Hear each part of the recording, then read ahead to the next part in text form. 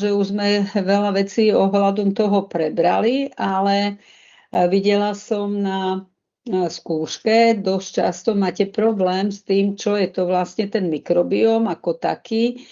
Čiže je to súbor nejakých mikroorganizmov, ktoré sa nachádzajú na našom organizme, ale ich nevidíme.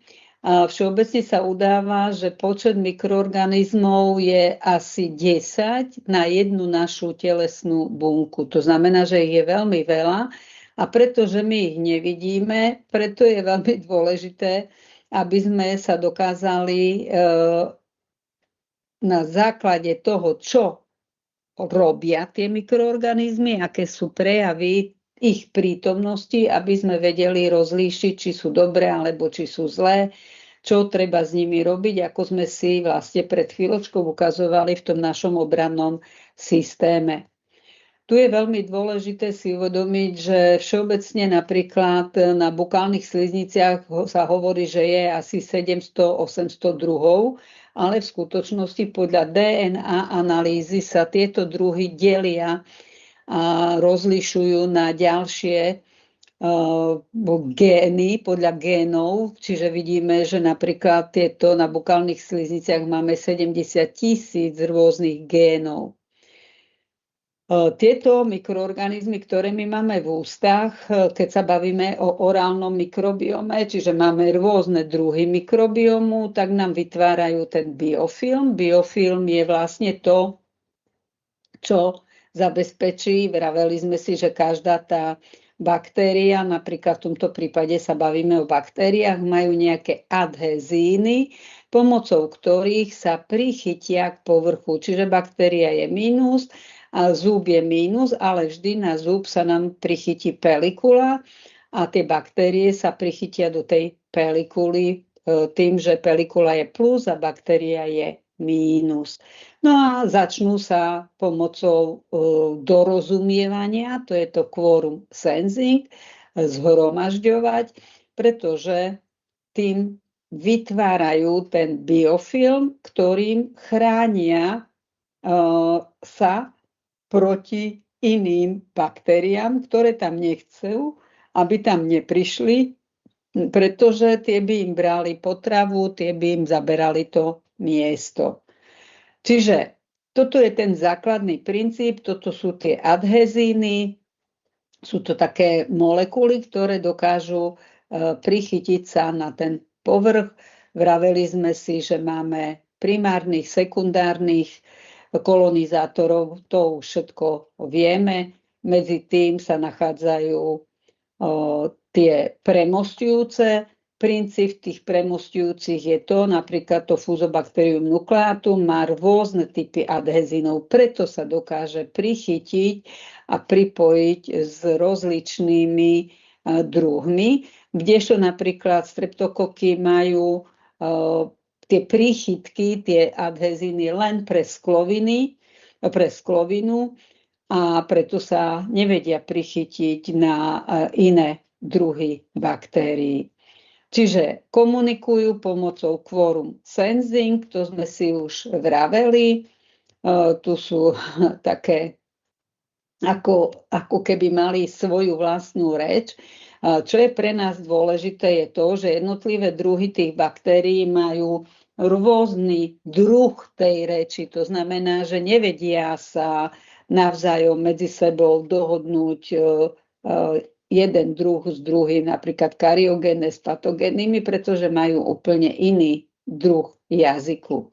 Ten jazyk je vlastne tá chémia, ktorú tie baktérie zo seba vylúčujú a na základe toho sa potom tie baktérie rozlišujú, že čo sú to, sme si povedali, normálny komenzál, to je normálna baktéria.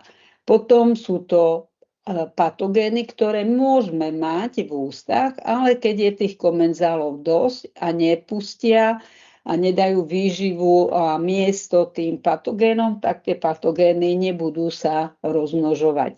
Okrem tých endogénnych patogénov však môžeme mať aj exogénne, to je napríklad, keď dostaneme chrípku, angínu a podobne, že sa nám zvonku exogénne tam dostali nejaké škodliviny.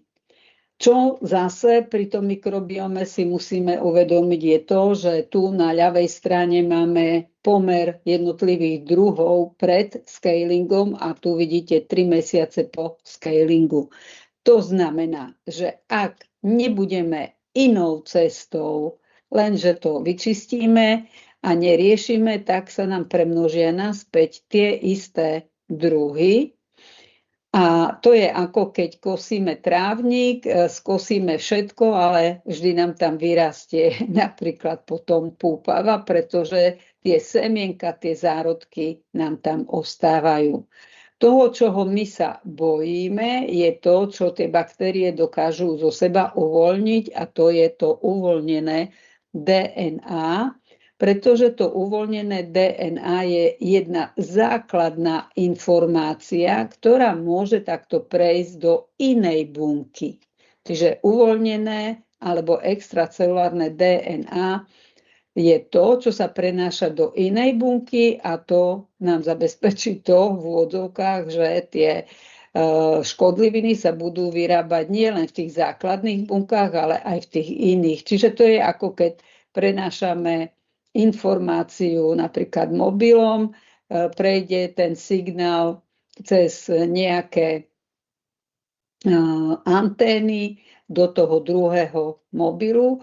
No a ten, kto dostane tú informáciu z premeneného signálu, tak už vie presne, čo má robiť. A povedali sme si, že každá naša bunka má veľmi veľa tých antén, to sú tie receptory. Čiže čo sa týka mikrobiomu, tak vieme a mali by sme vedieť tieto 4 body, a to je, čo sa prenáša, odkiaľ, kto je zdroj a kedy.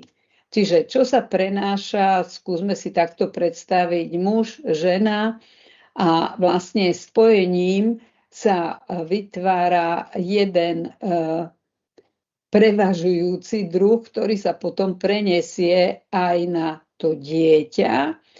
Čiže rodičia dajú dieťaťu život, dajú mu meno, ale dajú mu aj mikrobióm.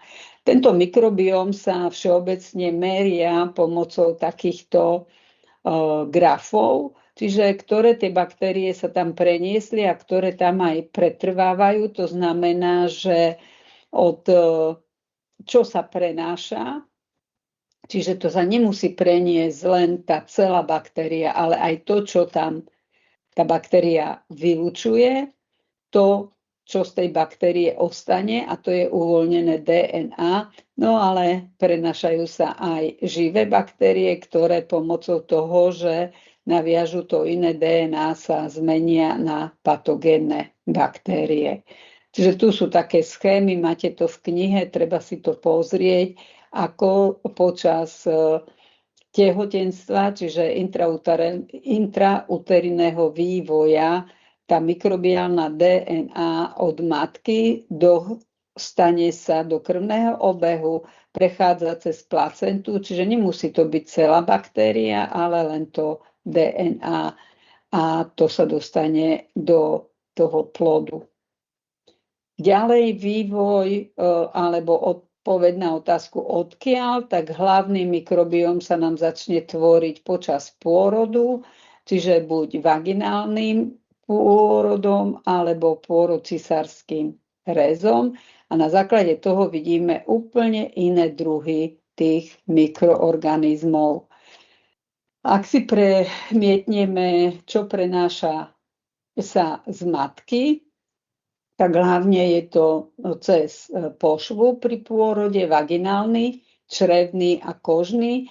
Z otca je to hlavne kožný mikrobióm a potom samozrejme orálny mikrobióm. Čiže tu je ten základný obrázok, kde sa nám vytvára a ovplyvňuje mikrobióm matky aj mikrobióm toho dieťaťa. Čiže môže sa tam preniesť kariogénne alebo paropatogénne baktérie.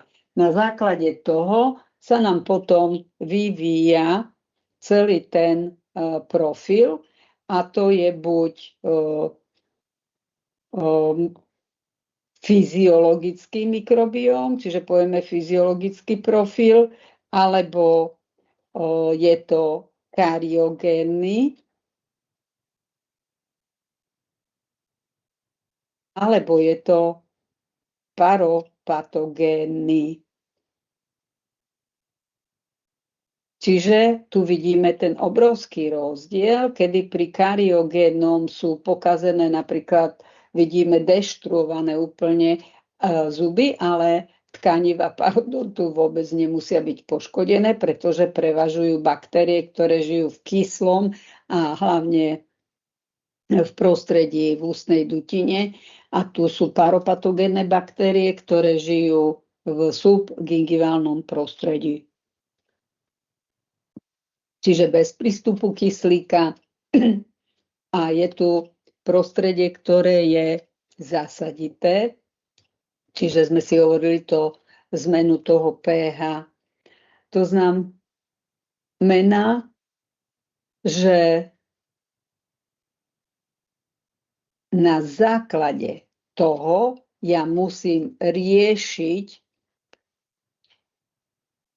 3 základné veci. Vraveli sme si, že základ prevencie a liečby je buď riešim hygienu, buď riešim výživu, alebo riešim floridy, v tom základnom princípe samozrejme. To znamená, že u kario pacienta nebudem riešiť na prvom mieste hygienu, ale na prvom mieste budem riešiť výživu, pretože jedine výživou dokážem na 100% ovplyvniť ten mikrobióm, tie baktérie, ktoré mi spôsobujú rozklad štruktúry korunky dentínu. A naopak zase pri paropacientovi ma veľmi nezaujíma tá výživa, ak sa jedná o mikrobiálne poškodenie, ale zaujímajú ma baktérie a hygiena. Čiže ak si dám otázku, aký je prvý krok pri riešení tvrdých zubných tkaní, čiže v tomto prípade to nebude hygiena, ale musím tu riešiť výživu, v tomto prípade musím riešiť mikrobióm a v tomto prípade ma bude zaujímať, nebude na prvom mieste ani hygiena, ani výživa, ale bude ma zaujímať medzizubná hygiena, čiže nepoužívanie zubnej nite a pomôcok.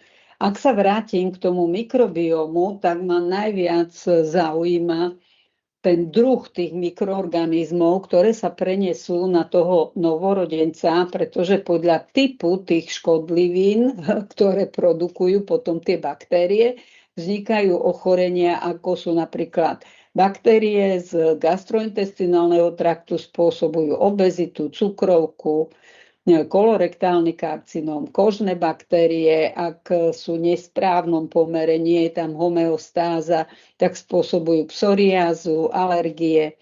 A náš orálny mikrobióm, to je vlastne to, čo nám spôsobuje zubný kás, parodontitídu. No a potom sú to ďalšie tie typy tých mikrobiómov, ktoré vlastne ovplyvňujú to.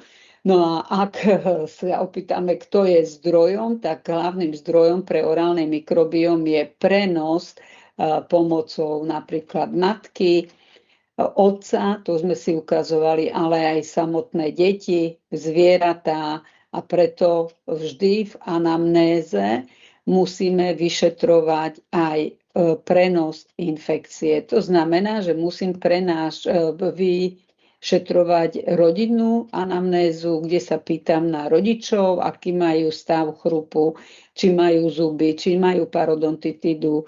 Ďalej na to, či v domácnosti žije nejaké zviera, ktoré takisto aj pes, aj mačka môžu mať parodontitídu. Tu vidíte stupne poškodenia parodontu u psa a to je ten istý druh poškodenia ako u človeka a robia to tie isté baktérie.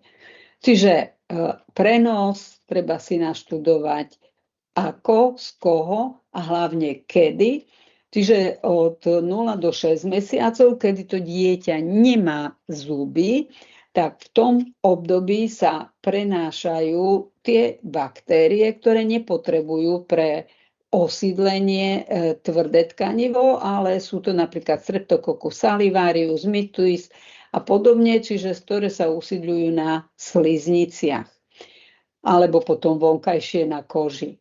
Od prerezania prvého zuba sa nám vytvorí plocha, na ktorú sa môžu usídliť už napríklad Streptococcus sanguinis a mutans, už sú tu actinomycety, ale už tým, že sa vytvorí aj sulcus, čiže ten žliabok okolo zuba, tak sa tu môžu premnožiť už aj fuzobakterium a paropatogénne baktérie. Čiže vo všeobecnosti toto obdobie sa označuje ako okno infekčnosti, čiže window of infectivity, lebo v tomto období orálny mikrobióm začína sa najviac ovplyvňovať. Čiže od 1. do 3. roka už sa mikrobióm prenesie, vytvorí a stabilizuje. No a tu je hlavný vplyv toho, kto je v kontakte s tým dieťaťom. Čiže buď sú to rodičia, alebo postupne, keď dieťa ide do jaslí a do škôlky, tak sú to prenos cez tie ostatné deti, napríklad cumlíkom, olizovaním a tak ďalej. Čiže orálny mikrobióm sa prenáša slinami. Dieťa, keď nemá zuby, tak sa osídľujú sliznice, jazyk, líca a povrch tej sliznice, čiže tam sa začínajú tvoriť potom ďasná, keď sa prerežú prvé zuby. Toto preskočíme, to je skôr preto, aby sme si uvedomili, ako vzniká tá tolerancia pri pôsobení alebo užívaní krmení mliekom. Čiže to je potom pre ďalšiu časť tejto prednášky, ktorú povieme si v ďalšom bloku, ako sa vyvíja imunitný systém a ako ten vývin ovplyvňuje ďalší vývoj toho dieťaťa. Čo chcem sa vrátiť, a to je čas. To znamená, že veľmi dôležitý je vlastne ten prvý prerezaný zub a tie prvé prerezané zuby, ktoré sa v ústach dieťaťa objavujú prerezávajú po tom 6. mesiaci, približne 2. a 3. roku. A tu môžeme povedať, že ten, kto sa tam prvý nasťahuje, keď sa to tvorí, tak ten si povieme, že určuje pravidlá, čiže ten vlastne bude na základe toho quorum sensing. Quorum sensing, to je to dorozumievanie medzi tými mikroorganizmami, čiže tie, ktoré sa tam usídlia, tak buď tam pustia, alebo nepustia, nemajú záujem, aby tam prišli tie iné baktérie. A to je vlastne to quorum sensing, tá komunikácia medzi tými mikroorganizmami. To znamená, že ak ja v priebehu tehotenstva, tá tehotná žena má parodontitídu, tak následkom tej komunikácie sa tam premnožili paropatogénne baktérie a tie vylúčujú, ako sme si povedali, pri tej fagocytóze, čiže pri tej prvej vnútornej obrannej línii toľko odpadu, že ten odpad a uvoľnené DNA sa dostáva do krvného obehu a všetky tie a v tom krvnom obehu robia tu bakteriémiu a všetky tie ďalšie zápalové mediátory, to sú tie, ktoré privolávajú zápalové bunky, nám urobia vlastne zvýšia tú imunitnú reakciu a tá môže byť príčinou potratu, predčasného pôrodu alebo poškodeniu tej placenty. Čiže tu je tá časová os. Čiže najdôležitejšie je, aby tá tehotná žena ešte pred tehotenstvom nemala aktívny proces v ústach, to znamená aktívne kariogénne alebo aktívne paropatogénne baktérie. Čiže v minulosti, ale aj teraz to vieme na základe testu zistiť. Čiže my sme zisťovali množstvo laktobacilov alebo množstvo streptokokov. A v dnešnej dobe to vieme pomocou týchto DNA analýz zistiť jednak napríklad, čo sa týka pacientov, tak zistíme množstvo a druh paropatogénnych baktérií, ale zároveň vieme zistiť aj reakciu imunitného systému na základe tvorby jednotlivých génov sa nám tvoria jednotlivé tie cytokíny a vieme na základe toho zistiť, ako tam bude prebiehať tá imunitná reakcia. Čiže každý ten KAS a každý ten zápal by ste si mali predstaviť, že to nie je len o tom, že si mám čistiť zuby, že zalepím tie diery alebo vyškrabem ten koreň od nánosov, pláku a kameňa, ale ja musím riešiť vždy aj mikrobióm, lebo inak nevyriešim toho pacienta a stále bude chodiť s tým istým problémom. Tu vidíme napríklad malé dieťa, všetky zuby má pokazené mliečne a už sú totálne pokazené aj celkom trvalé zuby. Čiže ten povlak, ktorý nám vytvorili hlavne streptokoky a kariogénne baktérie, tie produkujú ďalšie cytokíny a tieto prozápalové cytokíny nám privolávajú obranné bunky. No a to znamená, že napríklad tým, že ja mám zubný KAS, tak to neznamená, že budem mať len pokazený zub, ale že tá informácia sa šíri po celom organizme. Na základe toho prebieha obranná reakcia, ktorá by mohla na základe toho, že prebieha napríklad na cievach, na kardiovaskulárnom systéme, tak začne nám poškodzovať ten kardiovaskulárny systém, čiže srdcovo-cievny systém. Tu je taký príklad, ako pri zubnom kaze máte baktérie, ktoré dokážu tu dovnútra preniknúť do dentinového kanálika. A tu, tým, že sa dostanú do hĺbky, tak tam napríklad začnú vytvárať vhodné prostredie pre paropatogény, pretože narušia tú rovnováhu tých komenzálov, ktoré tam boli. Čiže menia to lokálne prostredie. No a tým, že paropatogénne baktérie sú invazívne, začnú sa premnožovať, vylučovať zo seba, ako sme si povedali, napríklad enzymy.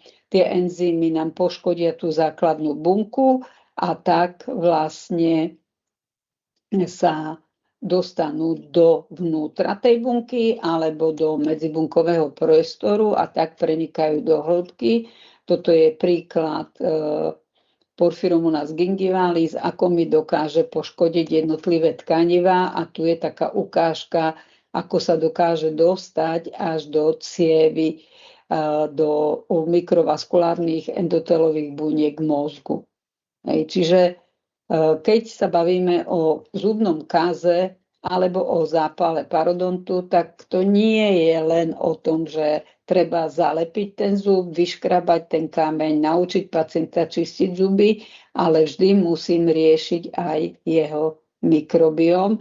A to na základe toho, ako sme si povedali, ak mám poškodený, napríklad tu sme si ukazovali, že mám záhradu, mám tam nejaké kvety, a ak na tom kvete nájdem nejakú tú škodlivinu, tak sa snažím rozmýšľať, prečo práve na tom kvete a čím by som ju zničila.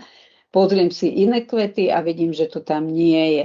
Takže to sú práve tie baktérie, že buď ich tam nemám a nemám poškodené tkanivo, alebo ich tam mám a mám poškodené tkanivo. Čiže to je presne o tom, ale v princípe ja musím zistiť, aký druh škodliviny tam mám a podľa toho musím zistiť a postupovať pri prevencii a pri liečbe. Čiže musím vždy stanoviť riziko u daného pacienta, čiže zistiť ovplyvniteľné, čiastočne ovplyvniteľné a neovplyvniteľné rizikové faktory, no a stanoviť nízke, stredné a vysoké riziko a na základe toho urobiť tomu pacientovi ten plán liečby. Čiže tak, ako sme si ukazovali, že keď ja mám poškodené napríklad húsenicami, tak mi predajú preparát na tie húsenice. Keď mám tieto slimáky, tak preparát na slimáky. No a my veľmi často v ambulancii dáme všetko, nerozumieme tej chémii a na základe toho vlastne neovplyvníme správne ten mikrobióm, o ktorom sa tu bavíme. A na základe toho ten pacient nebude mať len jednu výplň, ale stále bude mať nové a nové kazy, pretože má tam nové baktérie, ktoré majú dobrú výživu, pretože sme ich nezničili a na základe toho budeme mať potom ďalšie a ďalšie problémy. Čiže asi toľko, čo som chcela dnes s vami prebrať. Tie ďalšie potom si budeme hovoriť na ďalších stretnutiach. Viem, že ďalší blog máme niekedy v marci. Takže čo sa týka druhého ročníka, tak vy máte imunológiu 1. K tej imunológii 1 je dôležité, aby ste sa naučili všetky základné bunky imunitného systému a akú majú funkciu, čiže prvú a druhú vnútornú obrannú líniu, prvú vonkajšiu, aby ste vedeli kompletne, čo je to epitel. Máte to hlavne v knihe, tam, kde už začnú aj sliznice. A to je celé vlastne pre tretí ročník, celá tá kniha. Ďalej nesmierne dôležité je vedieť fagocytózu, čo je to fagocytóza, exocytóza a ktoré bunky to vykonávajú a ako prebieha.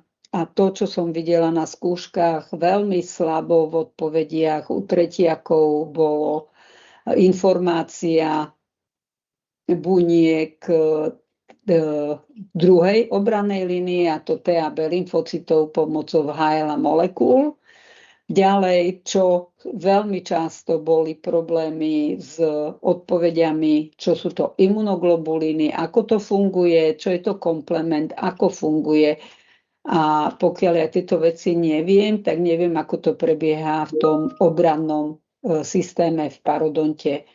Čiže preto sme si čiastočne zopakovali aj mikrobióm, pretože sa bavíme celý čas o parodonte, o jeho mikrobiome a o tom, ako tá imunitná reakcia prebieha v parodonte voči tým patogénnym a kariogénnym mikroorganizmom, ak sa mi naruší homeostáza základného systému.